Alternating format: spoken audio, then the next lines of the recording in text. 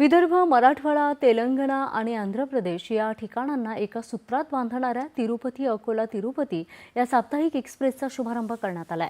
खासदार अनुप धोत्रे यांच्या हस्ते अकोला स्थानकावरून या एक्सप्रेसला हिरवा झेंडा दाखवून या रेल्वे सेवेची सुरुवात झाली आहे। ही रेल्वे दर आठवड्यातील रविवारी 8:10 धावणार असून या एक्सप्रेसमुळे अकोला, वाशिम, हिंगोली, औंढा, नागनाथ, परभणी, नांदेड, निजामाबाद आणि सिकंदराबाद मार्गे थेट तिरुपती गाठता येणार आहे। या रेल्वे सेवेमुळे विद्यार्थी, शेतकरी, व्यापारी अशा सर्व प्रवाशांना याचा लाभ होणार असल्याची भावना त्यांनी व्यक्त केली आहे।